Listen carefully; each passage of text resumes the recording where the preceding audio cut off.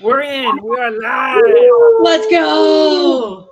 Let's go. Hey, this is our last episode in the teens. This is episode It number is. 19. Oh, Yeah. let's go. We've been I doing like it for a that. while. Are we bring some celebratory poppers and stuff next time? For number 20. Like, yeah, 20. the 20th episode would be like, we should have something. Right. For our last teen episode, Dan and I have finally found the best eggnog on the face of the planet. Yes. And it is sold. We found it up here. We could only find it down in Sioux City, Iowa area. It's called Anderson Erickson eggnog. And it's like this small, like dairy, probably like family owned dairy conglomerate or whatever. It is the best eggnog I have ever had. And we try every eggnog. So our last teen, Anderson Erickson eggnog. This is an unpaid endorsement, by the way. Unpaid endorsement. You can only find it in Minnesota, Iowa, South Dakota, Nebraska, and Illinois. I think you can find it in Illinois too. So if you're a fan of eggnog and you don't live in those states, just, find something else. Or tweet at Cora, and I'm sure she'll send you some at a reasonable price. Yes. Yeah. Yes. Yep. So, we found it today, and I door dashed it. That's how obnoxious I felt about it. Well, now that we've got our unofficial sponsor out of the way, Let's go. we have a game to talk about. Yes, we do. We have another 7 victory wins. to talk about. Yeah, 7 wins in a row, man. I can. Crushing it.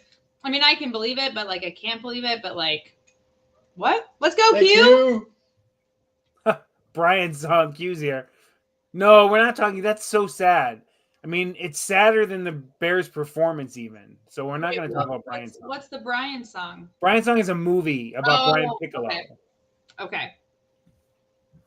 And it's very sad, and we don't want to talk about that here. That's fair. It's about the Bears. So he played for the Bears. Gail Sayers was his best friend. And we're already off topic, and that's the way we go. We already brought food into it, so That's What all up, right. Q?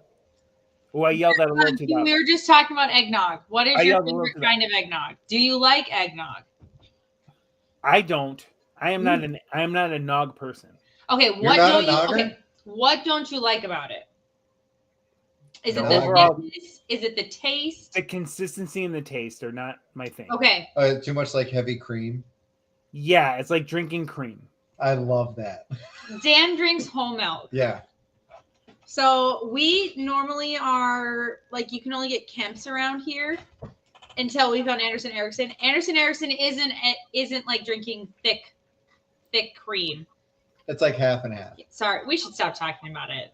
Sorry. Yeah. Anyways, moving on. Next, We We won. That was What? an amazing game. It was a very workmanlike blowout, is what I want to call it. Yeah. Like Yep. it was never where we just steamrolled them, but it was also never at a point, almost never at a point where you thought the Bears have a chance in this game.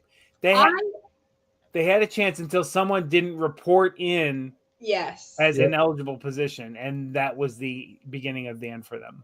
Yep. I think the beginning of our struggles for the Vikings was the Justin Jefferson drop. Yeah, that would have really blown After it out. that, it kind of took the wind out of our sails for a while, and I'm not entirely sure why that is what did it. But it just that was kind the of play that kind of made it feel like what are they we had doing? a chance. Yeah. Yeah.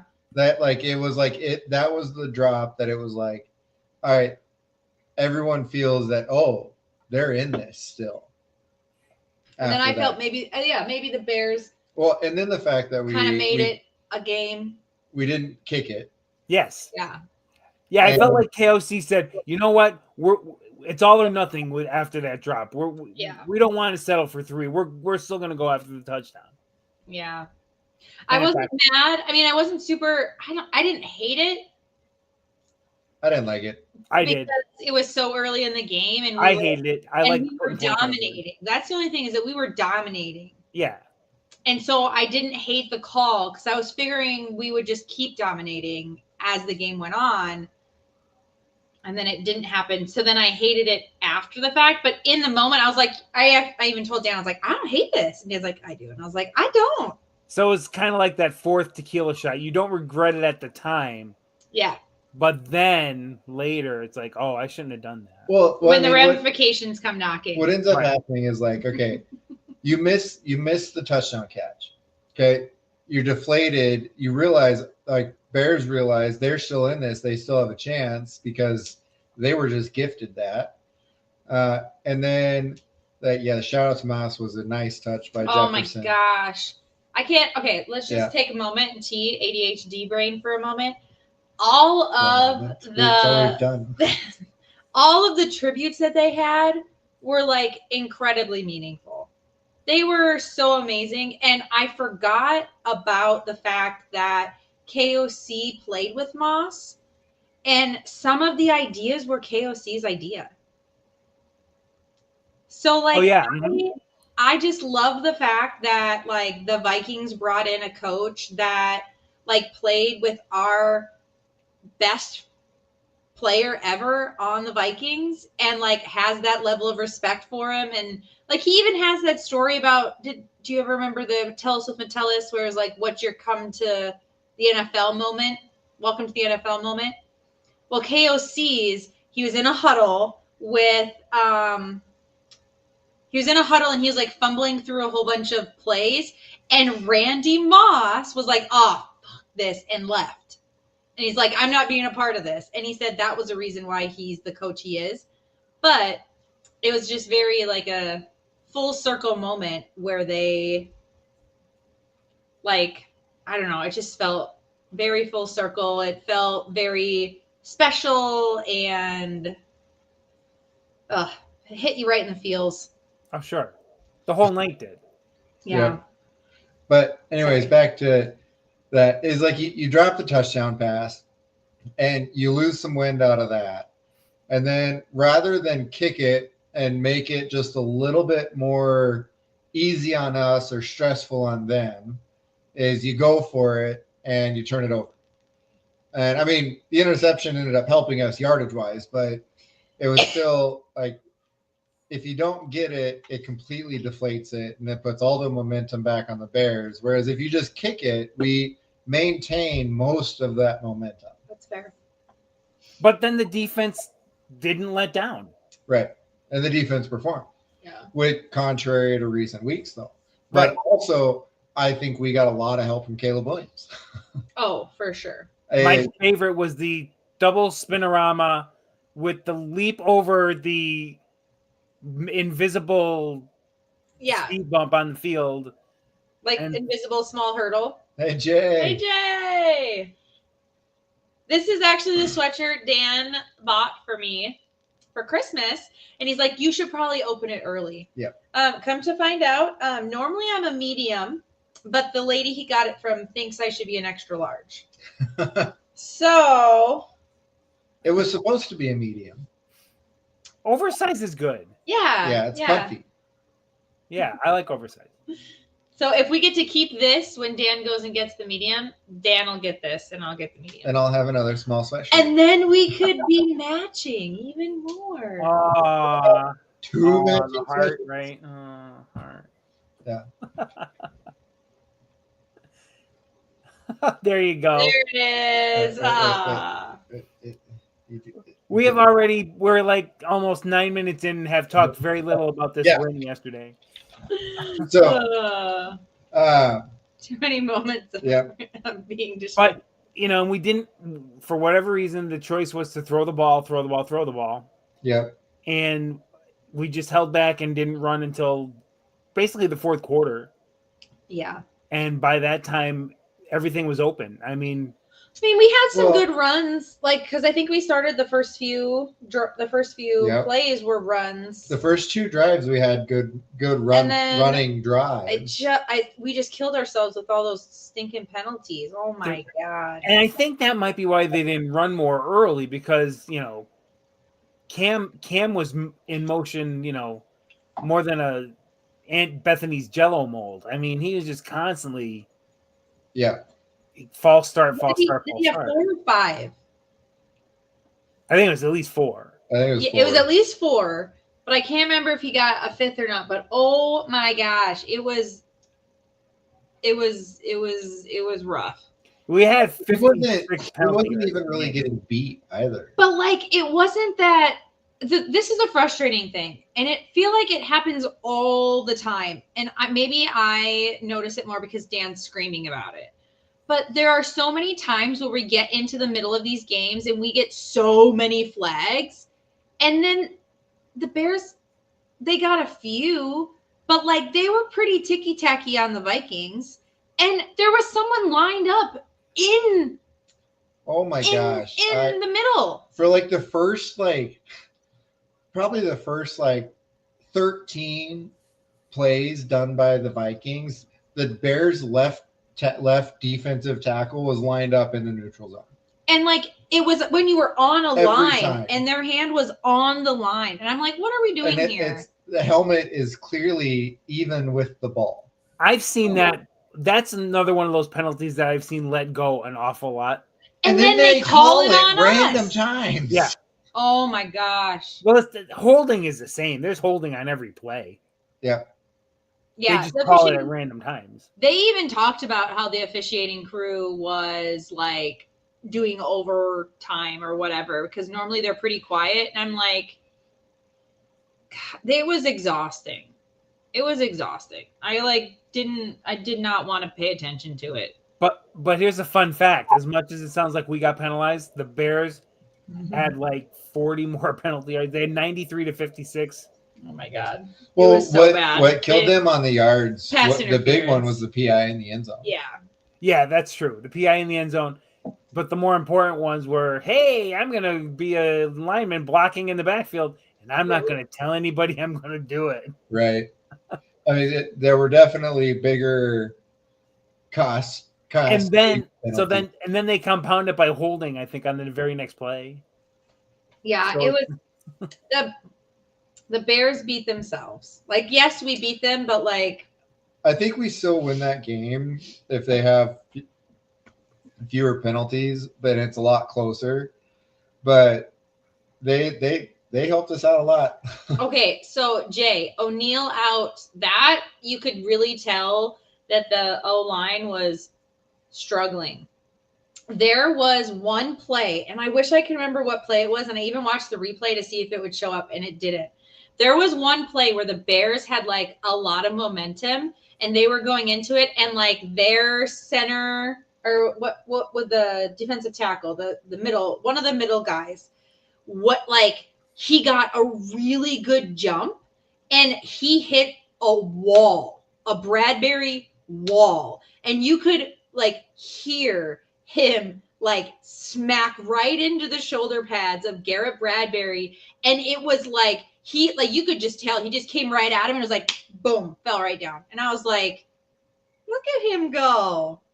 He is like on a pass block. Yeah, and it was a pass block, and I was like, what is this? So yes, it was pretty worrisome when O'Neal was out, but Bradbury is not. I keep hearing, Bradbury sucks or whatever, but he's roller coaster. He's definitely coming back, and he's definitely like getting better. There are too many times where he misses It's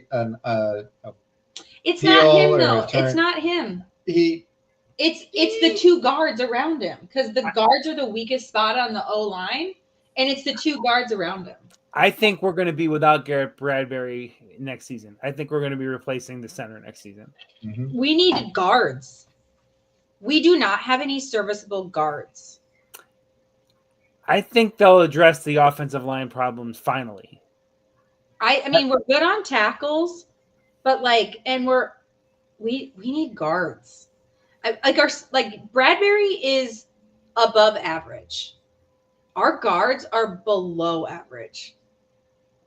Like Ingram, not good. And Ingram has not been good. I like Reisner, but he's not that much better. I think this is going to be a major focus point for next season. Yeah. It has to be. Yeah. It has to be. I don't see us moving on from Bradbury, but I do think we need guards. if you're gonna go with a rookie quarterback or a second-year quarterback who's really in his first season, you better get somebody to protect that kid, or you're gonna have a Caleb Williams situation on your hands, and that's not what you want.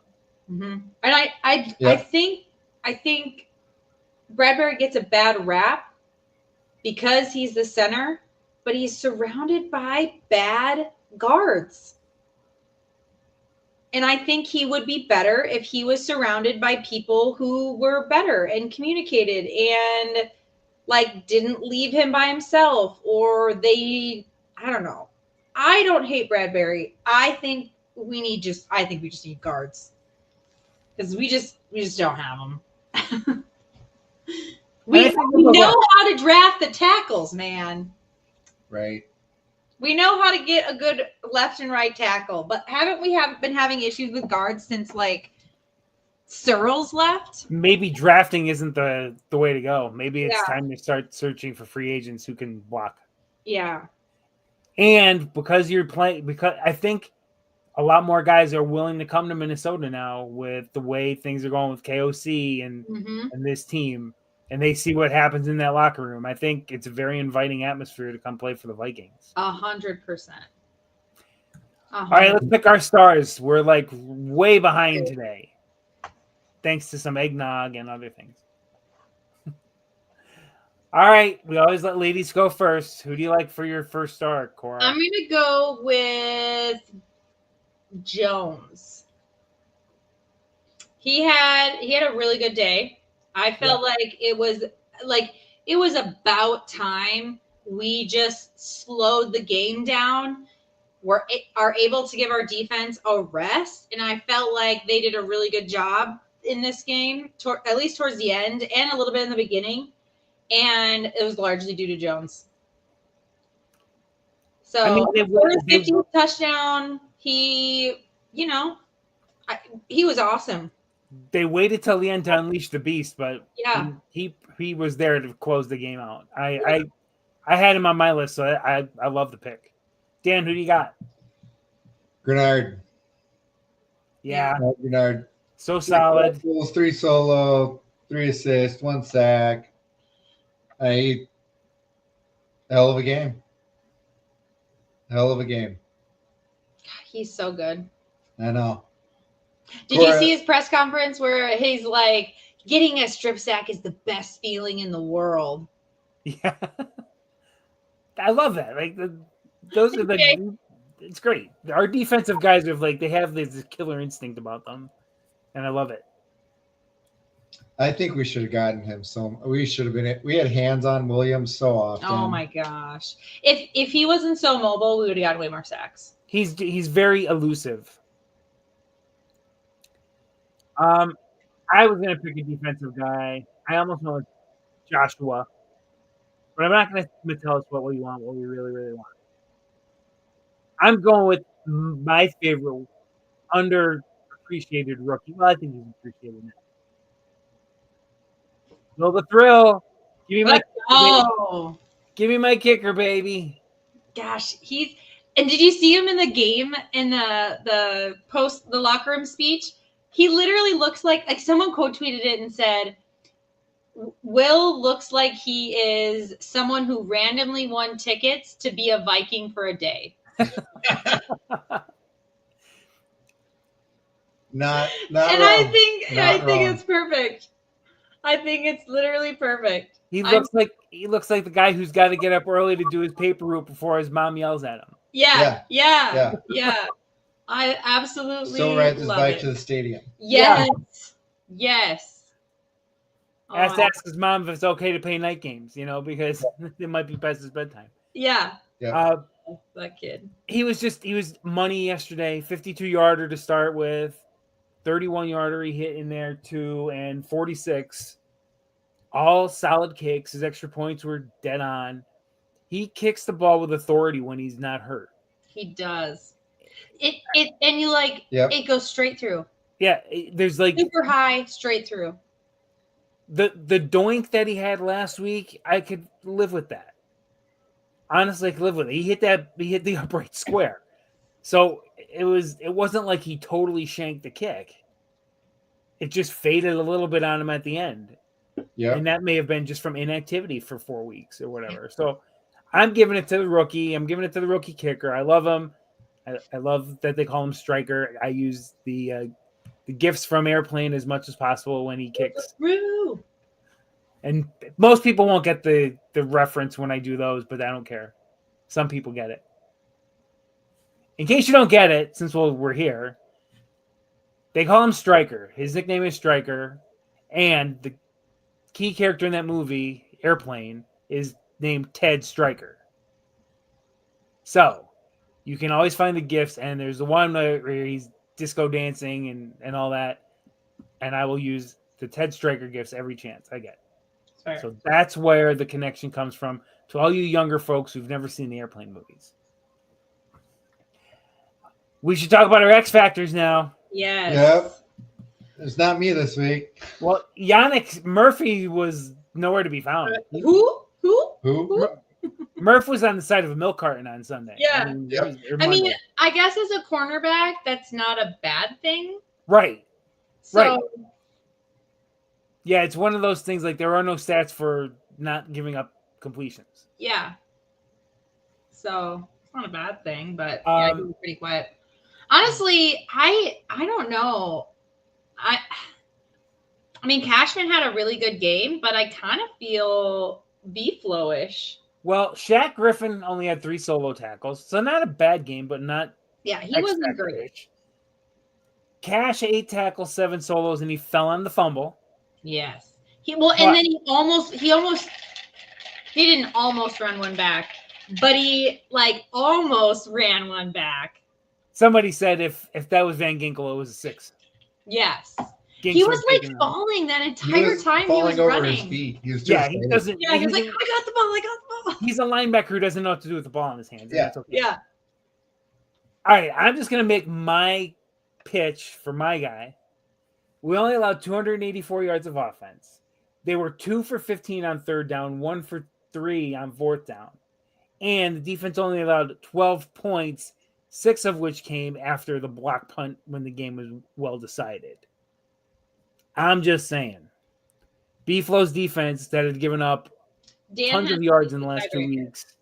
Because I'm going to go with Cashman because that's my choice. And you're going to go with Beeflo. All right, commenters.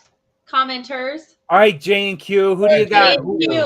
Who's the bigger X factor this Who's week? bigger X factor, Beeflo or Cashman in this last game? And if one of you comes Cashman and one of you comes Beeflo, Dan will have to decide. I'll be the deciding factor. All right, let's see it. Where are you? Come on, I know you're there. Beeflo or Cashman? J, Q. Any other alphabet letters? No, that's not an answer, Joe. The skull clap definitely was. Yeah. Joe, we're trying to break a tie, although I do like your pick. No. All right, Jay says Cash. Does he intentionally say Cash? Oh, yeah, okay. That's Cash. All right. Yep. 1 for Cash. Joe, if you want to chime in. Yep. Who do you think was Q. Cash or Beeflo? You guys got to break. The tie is broken. Beeflo or Cashman? You don't have Beeflo to. or Cashman. Come on, quick. Go. Cashman, let's go. Hey, you already voted. You can't vote twice. Let's go. My bad. All right. Q. We don't. Cash flow. All right. Nice. Get it. Nice. I thought I made a better argument this week. His was cash flow. Oh. So he can't decide either. I thought I made a pretty good case this week. Damn Cashman with your 8 tackles. Did I win? Is that the deciding? I think we're going to have to give it to you. Yes. I was going to say Cashman. Yes. Reason being 7 solo tackles is a huge his energy on the field, I felt just fed into the defense more because he was everywhere. He was flying around, he was chasing guys down. His coverage when he would drop back, I felt he was leading the defense as far as energy, keeping him up and going. I mean, we are undefeated when he's on the field. Yeah. But eight tackles, 7 solo. I mean, he got hands on guys and didn't let them go. And that's been a major issue lately is what is with yards after contact. Like, we yell at the screen too many times during games where it's like, just tackle him. Quit trying to get the ball out. Yeah, I do the same thing. Or just hold on to him. Just hold on to him. Like, quit trying to get the ball out and just tackle him. Like, I know you really want the turnovers. Oh, yeah, but you can get it on downs if you stop them. Well, then it's like they get like on running plays. Running backs are getting I'd say 3 or 4 extra yards after contact because we're not swarming to the ball consistently. We're not like one guy makes contact. And then they're all trying to get the ball out, and then they're still running. Rather than push back on the running back or fall on him to the ground. Okay, we can't do too much smack talk because we still won. I know. And only gave up 284 yards in offense, which I thought was good enough to win this week, but there's no argument. Cashman had a really good game. I'm watching Cashman. I said, after he fell on the fumble, I said, now my work is cut out for me to win this week. But yeah, it was a good game on defense. I think if Cashman didn't have that energy that I saw him have on the field, I think I would have given it to KOC or to B-Flow. But I mean, he was flying around. I feel like if there would have been more, like if the linebackers and I don't know what I'm trying to say. If there was more even distribution of the tackling, then it would have been B-Flows. And if there were more pass attempts and safety breakups besides just at the line of scrimmage, because there was a ton like running and everything just at the line of scrimmage, I feel like it would have been B-Flow. That's why I was sitting there and I was like, I'm not mad that they're not throwing this out. So my lead gets ever tighter now because that makes five wins for Cora. And I've got 6. Behind. Dan's got 3. Well, Cora, we have a trip out to Coffee Town this week. We sure do. Yep. So who's your X Factor this week? I am going to go with Revenge Game. Griffin. Mm-hmm. Because they drafted him. And then they let him go. So we're going with Griffin. Okay. I'm pretty sure they drafted him and his twin brother. Yep. I like that pick. That's a pretty cool X Factor. The homecoming game. Yeah. I like that. I guess hopefully he plays. I guess can I do what Dan did and do Griffin or Gilmore? Depending on who plays. If Gilmore's still out. Yeah, I can do that. That's fair. But I'm going to go with Griffin. I mean, I guess even if Gilmore plays, I still might stick with Griffin unless he just absolutely doesn't play at all. I doubt Gilmore plays the whole game. I bet Griffin subs in for him if Gilmore plays. Yeah. All right. We'll give you the break, the double. If Gilmore plays majority of the snaps. No, you can't do that. No. Because I said if he played one snap, it's Gilmore. If he played one snap? Yeah. Oh, okay. If Gilmore got in and played one snap, I would have been stuck with Gilmore. Yep. It's just like fantasy. Yeah. Okay. It's just like fantasy. So you can't say, so we're just going to go with Griffin. All right. We'll take, then Griffin it is. Yep. I get to go second because I still have the most wins. Dan's not mad, bitter. Look at me. Jay, you got Darnold. All right. Okay. I like it. I really hope he has a better game. Oh, you think he's going to run for a TD? Ooh. When's the last time Sam Darnold has run for a TD? Let's look it up. Q wants Victor as his pick. Does Victor travel? I don't know. I don't think so. All right, Dan, I'm going to let you off the hook with my pick, though. So you say. I'm taking Will the Thrill. Oh, Will the Thrill. Because I think we're going to need him in this game. I think the Seattle defense is going to be rough, and we're going to probably need some long field goals to stay in this one. So I'm taking Will the Thrill. So, Dan, the board is wide open because I took a kicker. Did you forget their name? Yeah, no, I didn't forget their name. I was just kind of thinking, I'm going to go with Jefferson. He was on my list too. I think like it's not just like a good Jefferson game kind of thing. I think he has like 100, like a revenge game, like 200-yard game. Make up for the drop pass. I pick Knicks every week, Jay.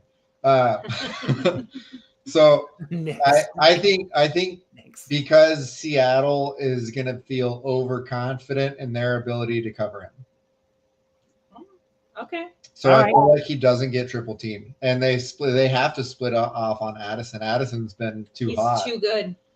And Powell got catches, and that's been his biggest thing is that he's Sherfield with the big catch though. He's the one who pretty much helped ice the game. Yeah. With the extra effort for the first down. Yep. All right. I mean, you can JJ. That's fine for an X factor. I never consider him as an X factor because he's a factor every week. Well, I mean, like he's a factor, but I'm saying like an X factor on the side of like he's gonna go off. All right. So if he only has his standard JJ game, so I'll say if he gets less than 130 yards, 130. I think because we're looking X factor, Cora. So he's usually good for 75 to 90 yards a game. So 130 is kind of going above and beyond his norm. So I would say if he gets less than 120. You guys can decide, but I would say he's got to get at least 130. We'll see how the week goes. Because what if he scores 3 touchdowns on those catches? That's fair. Right. That's fair. So we'll play it out. We always do. All right. It'll time. Be obvious if JJ's the expert. It's time for those of you who want to take a bathroom break or go say goodnight to the kids. This is your commercial break. This is your commercial next. This is your halftime show starring Vanilla Ice. And this one will be. I'm keeping it short. There's not a lot to talk about. We're going to the Knicks of Time with Dan. The Knicks of Time. That was a terrible week this week. I'll be back. Yep. Oh boy, 20 for 30, 130 yards, 3 TDs, 3 interceptions. I didn't get much chance to research a lot of the game or watch a whole lot. I don't think there was really that. There were some bad interceptions, Dan. I'm not going to lie. Oh my God. I don't have a defense for those. Those are bad. Those were just bad. And it's funny. I thought about you because last week you talked about how his interceptions weren't really his fault or they weren't bad ones. And I'm saying, oh, Dan jinxed his boy this week because these are awful interceptions. They were so bad. But so this game the way he played and the passes I saw and the decisions and everything he was making throughout the game reminded me so much of the Vegas game with him. And he just played terrible. I mean, he kept trying to force the ball to receivers, and it looked like he was being told where to throw the ball and where to look and where to try to push the ball instead of just letting the play develop and letting it go. And let him play, essentially. It looked like he was being micromanaged. And he's had a few of these games where he looks like he's being micromanaged, and he's not. He's trying to conform to a stricter set of rules. But because Sean Payton sucks. And he always will. Yeah, he will. And he always will. Brian's on. Hi, Brian. Brian's my uncle. Sorry. You're welcome. You're welcome. You get to see our smiling faces. I was down in your neck of the woods. I had to go to La Crosse today. Drove by you. Not their neck of the woods. That's not their neck of the woods? They're in Winona. I went through Winona. Oh. Or by it. Okay. Yeah. Sean Payton sucks. Yes. But All day. yeah, I mean that's all I got. I don't got a lot. It was a bad Yeah. week for him. I think that was like 2 minutes.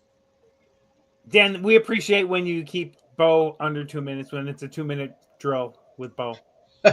He does better in a 2-minute drill. Because Peyton doesn't have time to Right. run them. Oh, he doesn't have time to tell him what to do. What to do? Yeah. He just calls the play. All right. Cora. All right. There's so much to talk about this week. I Your know. favorite thing. I know. Defense. I'm gonna stick with the trend that I've been doing the last few times because there is a player on insane competition on this defense that is Mr. Utility. You can put him in almost any position on the defense and he will succeed. And I think you know who I'm talking about. I know who you're talking about. Metellus. Yep. They even featured him on the broadcast. Which was terrible. Yeah, the broadcast was really awful. And they were saying that like Metellus is a free agent this after this season, and it's Cam Bynum who's a free agent. Like they're just they were very uninformed. They're cheering hardcore for the Bears. Yeah. So Mr. Metellus played for Michigan. So I don't know. I didn't realize that he played for Michigan. I don't hold it against him that he was a Wolverine. Yeah, before JJ got there. So that was really cool. He was a captain senior year, played 4 years. In his 4 years in college, he had 186 tackles, 5 interceptions, and 1 sack. Now, in his 5 years of the NFL, but just the last 4 years of being a professional football player, he has 249 tackles, 2.5 sacks, 4 interceptions, and 5 forced fumbles. So I think he's come into himself, to put it lightly. It was kind of funny because I didn't really put it all together, but like we drafted him in 2020 and then then he didn't make the roster and he went on the practice squad. He cleared waivers and went on the practice squad. And then we started him in September. He got his first interception off of Jared Goff. How full circle moment would it be if Metellus got an interception off of Jared Goff at the end of this season? Maybe to win a game? Maybe to close out a victory? Yeah, to clinch the number 1 seed. I don't know. Just throwing it out there. The graphic that they used and put up, it was snaps by position. In his slot cornerback, he's had 217, outside linebacker 189, inside linebacker 167, safety 103, defensive tackle 36, and outside cornerback 12. And I think it's really funny that there was like a PFF ranking of safeties at the end of last year, and Metellus wasn't on it. They didn't even mention him. And everyone's like, what are you talking about? What are you talking about? And he goes, like, in all honesty, we can't put you anywhere because you don't technically meet the criteria for anything because you do everything. So, and he is, I'm thinking, the person that Scene was supposed to replace. Does that sound right? At safety? Like when he was Scene? And Metellus was like overperforming. And then he just was like, we have Harrison Smith, who's still good. We have Metellus, and Bynum was really coming into his own too. So I think that was a good reason why Scene is gone, besides the fact that he got injured and was not outperforming anyone.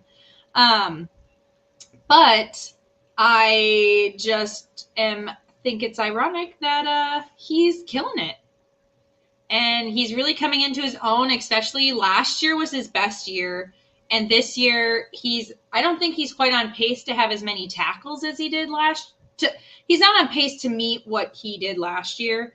Like, I can't remember what his stats were, but like he needs like 60 tackles in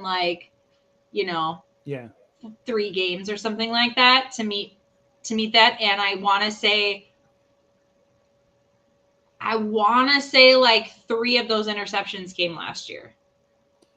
So, but he's making so many almost plays and way affecting the quarterback. And I love him. And I think he's a perfect add to the formerly known as 96 Questions and doing Tell Us with Metellus. I think he's a really great ad for that. His position should be listed as football player.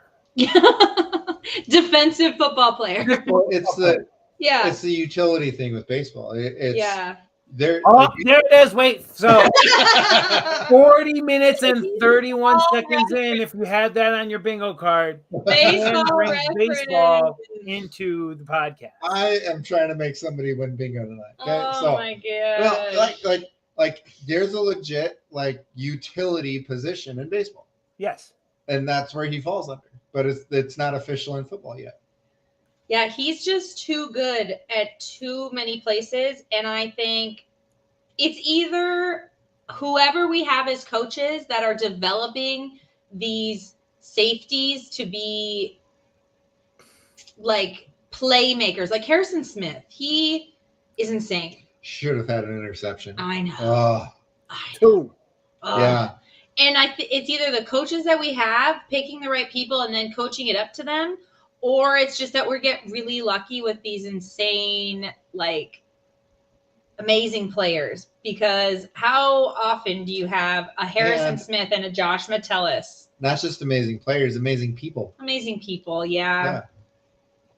That's true. It truly is an incredible group. Yeah. And I know everybody that's here listening watches the post-game locker rooms with KOC, and you can take Mr. Kneecap Boy over in Detroit. You can have him. We don't want him. Because I want what KOC brings to that locker room. Yeah. There's a sense of community, a sense of togetherness, a sense of oneness that he brings, that everybody's important. Everybody's there for a reason. They all have a role. And everyone's appreciated. Yep. Like, if someone makes a mistake, it's like, made a mistake. But you know what? We still trust you. We're going to go back to it. We're going to trust you in your position. We're going to throw the ball to you. We're going to hand the ball off to you. Like, we're not going to question your ability. It was a mistake. Yeah. You're not pigeonholed because you made a mistake. Yeah. You're asked to do better, and you kind of go sit in the corner and think what you did for a second, and you're going to be okay, and we're going to still use you. And I just love it. But having a guy like Metellus, it's like having a 58-man roster instead of 53, because he can do so many things. He plays everywhere. And I think we lost 2 of the blinds. They froze, but the show didn't freeze. We can keep going. I'm going to go on. It is time for the Valhalla back segment. Yep, the Terry's video froze, but we're going to keep going. I'm going to do the Valhalla back, and hopefully they can hear me. And I'm sure you guys can hear me. We're going back to October 22nd, 2006. Vikings at the Seahawks. Vikings would get on the board first. Ryan Longwell with a 33-yard field goal 3 minutes into the game, and the Vikings were up 3-0. This was set up by an opening kickoff return of 45 yards by Bethel Johnson for the Vikings. With just over 10 minutes left in the first quarter, Matt Hasselbeck for the Seahawks hit Darrell Jackson from 72 yards out on a 3rd and 7. It was a quick slant, and Jackson took it to the house. Seattle goes up 7-3. Seattle extended that lead to 10-3 less than a minute into the second quarter on a Josh Brown 42-yard field goal. Vikings would tie the game with about 8 minutes left in the half. Brad Johnson to Marcus Robinson from 40 yards out on 3rd and 17. The drive was kept alive when Mueldy Moore, Vikings running back, fell on a Brad Johnson strip sack fumble to avoid the turnover. Then 6 minutes into the third quarter, the Vikings took the lead on a 15-yard halfback pass from Mueldy Moore to Jermaine Wiggins. Moore made the toss, linebacker in his face, stood up in pressure, and tossed the touchdown. Vikings up 17-10. Seneca Wallace would replace Hasselbeck. I think Hasselbeck was hurt. And on his first pass, he threw an interception tipped to himself by Cedric Griffin.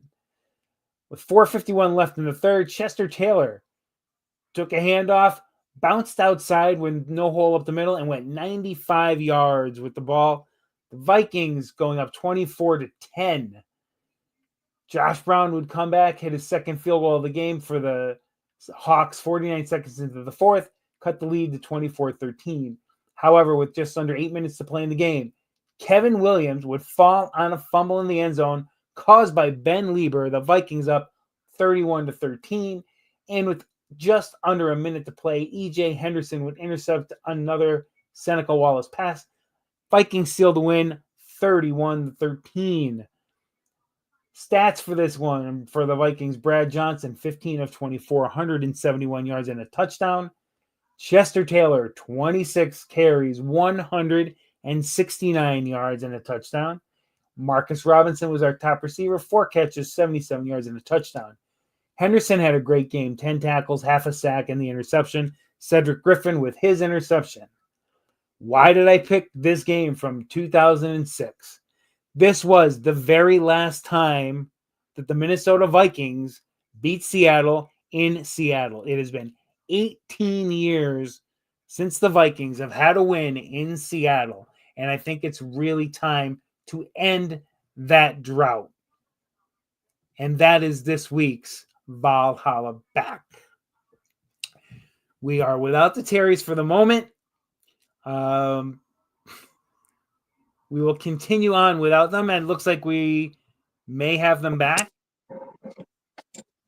Can you? I see them. They're back. Hold on a sec. We can't They're hear. kinda Why back. can't we hear? We lost internet. If you can hear us, We can hear you. go to that one. Go to what one? On my phone? Yeah, you're the audio. We lost our internet. And we're Yeah. So, but now we can't hear. Why can't we hear? Oh no, maybe because I wasn't talking. go to bed. There is Can't nothing get in. like technical difficulties Oh, in the there we live go. Love it. podcast. Yeah, 18 years, Q. I know. It's terrible. It's time. I'm gonna. Look at this go. All right. Ask me if you can hear. Can you hear us? I can hear you. Can you hear me? Oh, we can hear We can hear you. This is going to be so much fun on the rebroadcast. Right? Yes. Things happen. right. Technical difficulties pop up.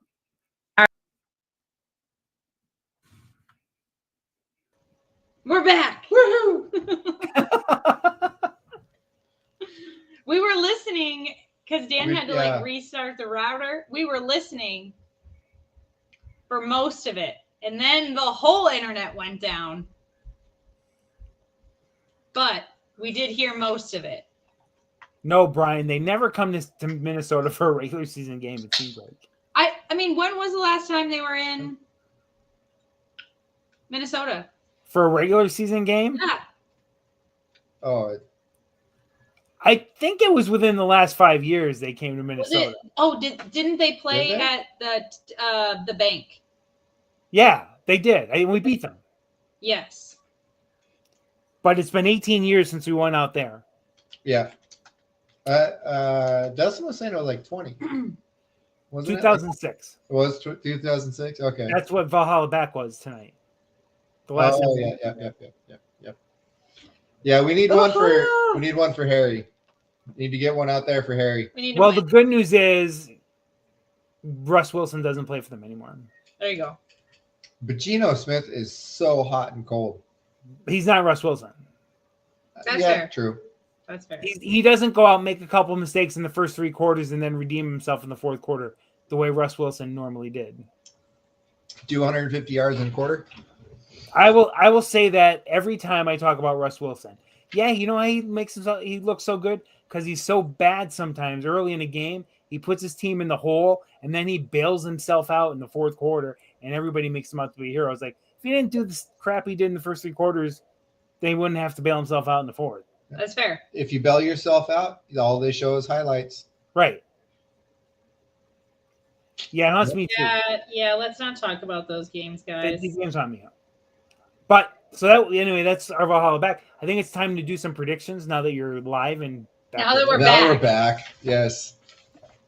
What do we think, lady and gents? I got my handy dandy paper Here here. it is. I think you had a loss coming up though. No, I have a win. The last two games are two of my losses. All right. So I got us winning. This game. I think it's going to be close. I think it's going to be 24-21. Okay. Will the Thrill comes in. Game-winning field goal. 57 yards away. 60. No, I'm just kidding. It's outside. We'll say 57. The Eastridge kicker. yes. Eastridge. Our high Woodbury, school. The high school that our kids are supposed to go to. played in the All-Star game this last week and kicked a 52-yarder to break the record for longest high school kick. And then just for shits and giggles, they had him kick try a a 57-yarder, and he made it. He is a high schooler. He is the Gophers kicker next year. Wow. Yeah, and he's going to the Gophers because he wanted to be a dual sport athlete and play football and baseball. Baseball. Another baseball reference. We watched him. So we actually went to a game, and I think he could make a 60-yarder, 62. The way the ball comes off his foot looks like an NFL kicker. Like it's the same thing of like when it hits their foot, it just explodes off of their foot. And you try and do the same thing, and you look at other guys in college, and it just isn't the same type of explosiveness and like bounce what it looks like. But it explodes off his foot. We'll have to watch out for him then. Yeah. Yep. Hopefully we won't need a kicker for a while though. No. Right. All right, what do you got, Dan? Short week. I think it's gonna be a tight game. I think it's gonna be 21-17. Who's winning? Yeah, who's winning? Oh, Vikings. Vikings. Okay. Yeah, duh. Come on. I think the NFL hates Minnesota, and they schedule every way they can to screw us over. That's fair. To give us a Monday night game and then have us travel west to go play Seattle, place where we always struggle. I mean, we did have a short week with the Rams after we played the stinking Lions. Yep. So they hate us.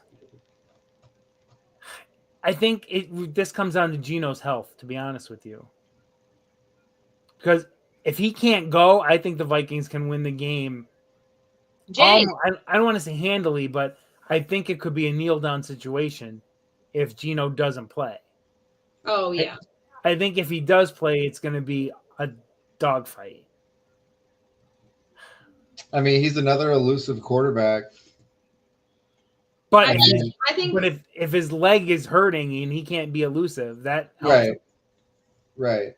And that's going to be the thing, though, because we struggle more against elusive quarterbacks. We were just helped a lot by Caleb Williams' ability to make poor decisions. Right.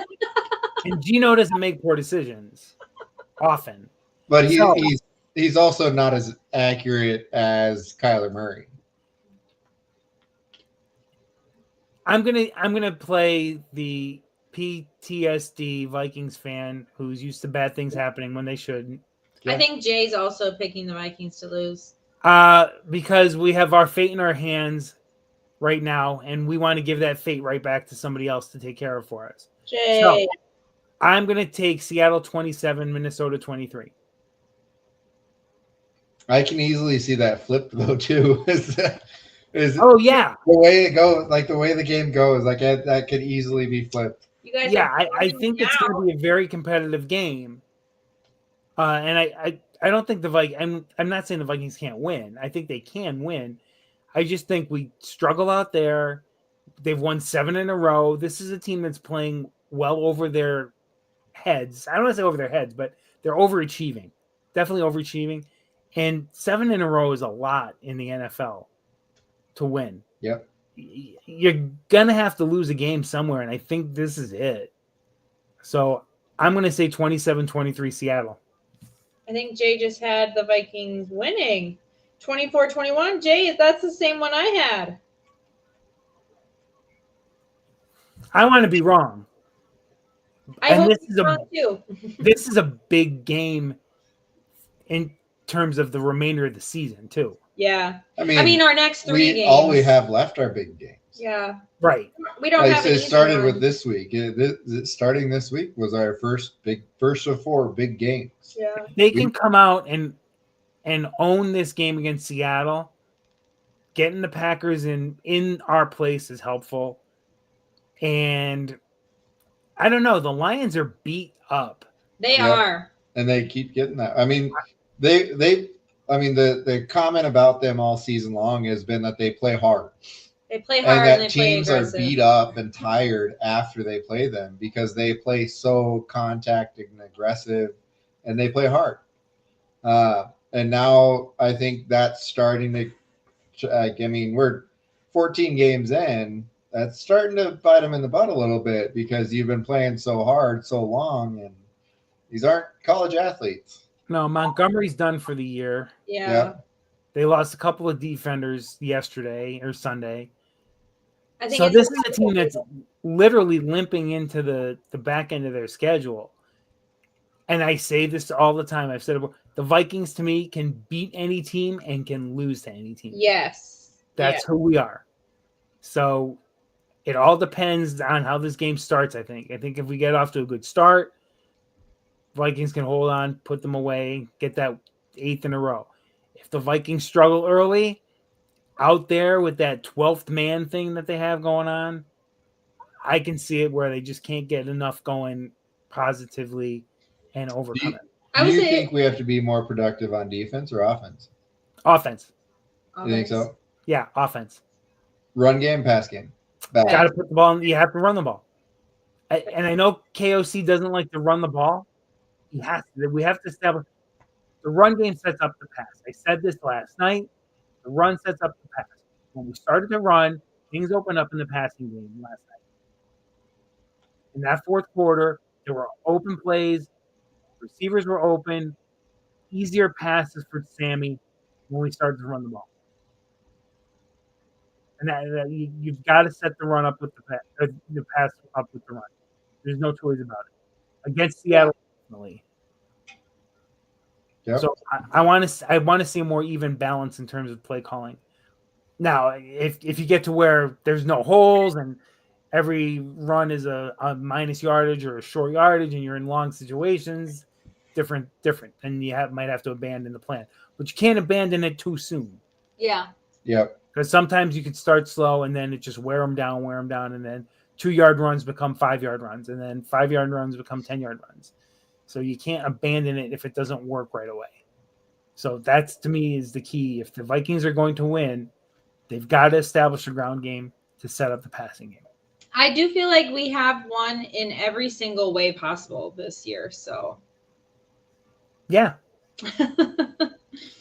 We won when it was just special teams killing it. We won when special teams sucked. We won when the defense stunk. We won when the offense stunk. We've won making a comeback. We've won holding the lead. We've won back and forth. So I think it's reassuring to see that we can win anyway. I still don't think we've played a complete game since the Texans game. No, I think you're right. Oh, Uncle the Brian wants us to beat win them this one. 30-13. Okay, Brian, I would just like to say, Leila the other day, we were watching the games or whatever, and all of a sudden she goes, ugh, ugh. And I'm like, what is going on? And she goes, the Packers. They were just on TV. They come on the TV and she gags. And she gags.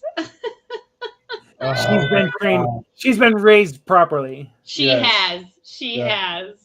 And Hey, we have time for Nostradamus questions if you want to do them. We can get Nostradamus in. Christmas cookie. Favorite Christmas cookie? Yep. I got one. All right, go ahead, Corey. You got one. Go. So I don't even know if this is specific to Christmas, but when I was younger, I used to deliver papers. That was my job when I was like 13. And there was this one lady who would give us cookies every single holiday, and it was maraschino cherry cookies. So it's it's probably the best description is like a Toll House cookie with maraschino cherries mixed in with it, but like no chocolate, just cherries. Oh my gosh, they were so good. Yes, Brian, it is your mother's namesake, and my mom makes a coconut cookie like that, but it's only got one cherry piece in the middle. Oh, these had like lots of little chunks. They were so good. Dan is shaking his head like you can eat all of those cookies if you want. He doesn't I don't like maraschino cherries. He likes real cherries, and that's it. With the pit. Yeah. Black cherries. Yeah, black cherries are my thing. Yeah. What do you got, John? My favorite Christmas cookie is a cookie my mom used to make. And they're called Spritz cookies. And she had a special cookie shooter with them. And it had all different tips on them. And literally you just sprayed the dough onto the cookie sheet and baked them. They're kind of like a sugar cookie, but a little softer consistency. And they're always small, so you can eat like 2 dozen and not feel guilty. Because they were like eating potato chips. Nice. And I haven't had those in years, but they were my favorites. What are your favorite, Dan? So overall, old fashions. Yeah. That's Dan's favorite drink. Give me some dark cherries and an old fashioned. My overall favorite cookie is a snickerdoodle, but my favorite Christmas cookie is a Mexican wedding cookie. Ooh, that sounds good. Yeah. Dan made them for our ugly sweater party this last weekend. And he didn't send any to me. Okay. There's one left. I'll send you some. No, I don't want one cookie. Easy. Don't be on one cookie. It's not worth it. No. I'll see what you want. Like just. Well, I mean, no, I'm joking. Like 2 dozen. I'm joking. We have so many cookies in this house right now. Oatmeal raisin, yum. My grandma has a great oatmeal raisin recipe. Had one. My mom makes it for my dad, and they're the only oatmeal raisins he eats. So Jay, it's not like tres leches. It's butter, powdered sugar, and then flour, and then you roll them into a ball, and then you bake them, and then you roll them in powdered sugar. And there's pecans while in there they're too. Still warm. Oh, and pecans. While they're still warm, you roll them in the powdered sugar, and then you let them cool, and then you roll them in powdered sugar again. They're really I've had good. those cookies somewhere. It's like crumbles in your mouth, melts in your mouth. Like you take a bite and there's a bite to it, but it like melts. They're very good. Yeah. I've had them. They're all right. That's good. Now I want cookies. Same. All right. Corey, do you have a question? That was Dan's question. What's your favorite Christmas drink? All right. I don't drink, right? Like, no, just like beverage. Yeah. All right, and I haven't found this in years. Beverage. And it's very specific. Okay. Schweppes Dark Ginger Ale. Ooh. And let me tell you, I haven't seen it on the shelves in at least 3 years. But when somebody has to have it. It's got the perfect ginger bite to it. Nice. Is it like a ginger beer-esque bite? A little bit. Yeah, it's almost like ginger beer. It's just a nice, rich, deep, dark ginger color and flavor. Like some of the ginger ales you get, there's not enough ginger. It's just like, it's almost like 7-Up with a drop of ginger in it. This stuff is fantastic. It is my absolute favorite. And I can't find it anymore. I like that. My favorite is eggnog. So you and Timmy Turner's dad. Yep. It's just the old classic. Yep. Is that your favorite? Eggnog or apple cider. I like a good hot apple cider. Yeah. Yeah.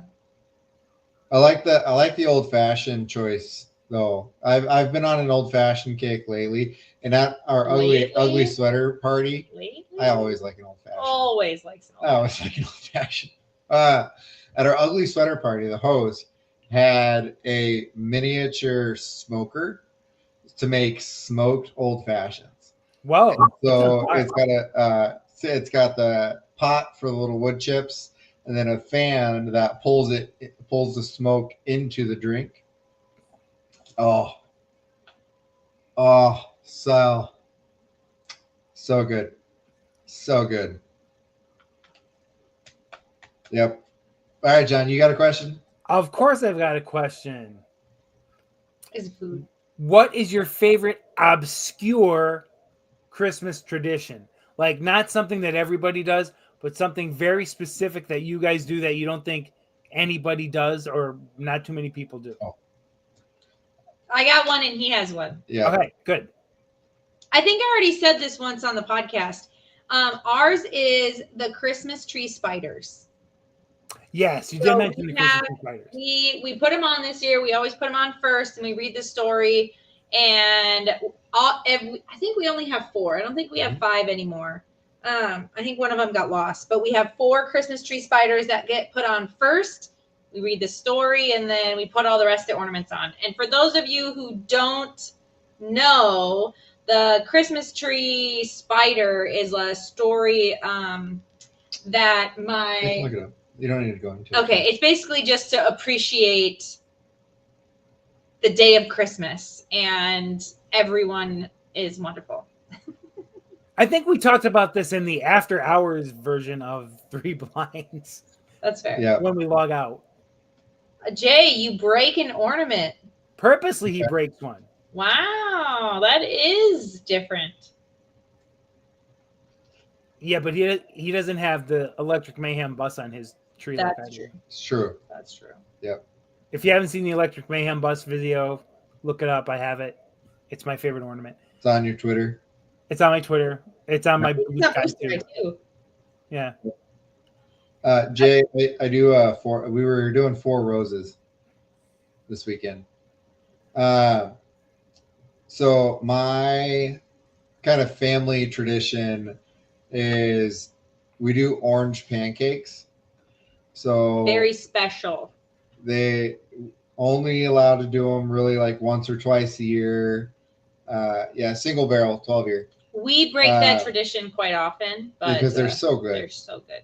It took me 3 years of being married to Dan before I got the recipe. So they're orange, like orange in the pancake? Yes. Orange juice There's- and zest. Oh, Yep. wow. They're oh my God, they're and so then good. You make a Orange butter. It's basically like orange with- butter frosting. It's like orange butter frosting. Yeah. Yeah. I was going to say, what do you top them with? Because they're orange. Orange butter frosting. Yeah. Yeah. And so, but we do that as like a breakfast on Christmas Day. But for your stocking every year, Santa brings an orange. If you're a good kid, If you're a good kid, you Santa get an will orange. bring an orange. And your orange is the contribution to making orange pancakes. So if you don't get an orange, you don't get orange pancakes. Yep. Oh. Yep. All right. I like that. And they're so good. Oh my God, they're so good. I think the most we ever made them was probably like 10 times in a year. Yeah. And we made them one. We got yelled at by We got yelled at by Dan's mom. She goes, "They're special." And we're like, "Every day is special." Yeah. Don't wait for special days. No. Make So it then special we now. like toned it back because I think the kids kind of got sick of them. And then since Lila's allergic to dairy, sometimes Dan doesn't like to use the margarine, so we don't make them quite as often because we have to make 2 batches now, one that's dairy free and one that has full strength dairy. But not orange hash browns. No, orange. Not orange hash browns. No. All right, what's yours? All right. And I haven't done this in years, but it was always one of my favorites. So I would, the Tuesday before Christmas, and it was like the Tuesday the week before Christmas, we would all go out, the kids and I, and we would go out for Mexican food. And we called it Feliz Navidad night. Nice. And that was it. Like it came out and like we had just had so overwhelmed with all the stuff we had to do for Christmas, and we took a break, and it was a middle of the week break. We just said we're just going out to eat and we're coming home, and we said, what do you want to go for? Mexican. And I said, wow, it's like Feliz Navidad, and that happened every year for many, many years. I love that. That's awesome. And we couldn't wait. Like they would even ask, are we gonna do it? Are we going for Feliz Navidad night? Yeah, we're gonna go do it.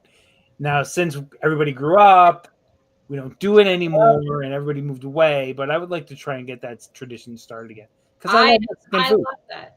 I love that tradition. Maybe we should do that tradition. We love Mexican food. Okay, let's rephrase. We love machete. I love Mexican food. I absolutely love Mexican food. I will look for an excuse to eat Mexican food. So we love Mexican food. I mean, we're drinking a Paloma right now. Like so 4 of my top 5 favorite restaurants are Mexican restaurants. Fair. We have some good ones here. Like a couple of really good, real Mexican authentic food, and it's fabulous. And I don't have any steakhouses in my top 5. No. I love that. We might adopt that for ours. If you do, let me know because we'll send pictures. Yeah. Maybe we'll even send a video. Yeah. Baker or Dustin. Yeah. Feliz Navidad night. I love it. It was great. It was a great thing, and I'll always remember it from when kids grew up. All right, I think it's time to wrap it up. We need to let everybody know, like, for the next 2 weeks, though, no show on Tuesday. We're going to do it on Monday night because Tuesday night is Christmas Eve, and Santa's coming, and I have to get ready for him. And then New Year's Eve, nobody's going to be in the mood to do a podcast. No one's going to want to listen to a podcast on New Year's Eve. So we'll do them both on Monday, giving us short turnarounds again to get our notes together from the Sunday games. Hopefully we'll be talking about wins. Hopefully it'll be good talks. Yeah, good talk. Well, even if it's a loss, we can make a good talk out of it. Yeah. We'll just distract everybody as best we can. Yeah. But let's not think that way. Nope, they're gonna be wins. Yep, that's right. Monday Night Blind Vikes. All right. Well, we're crushing it. Goal us out, ladies and gentlemen. Skull, skull, skull, skull, skull, skull, skull, skull, skull, skull.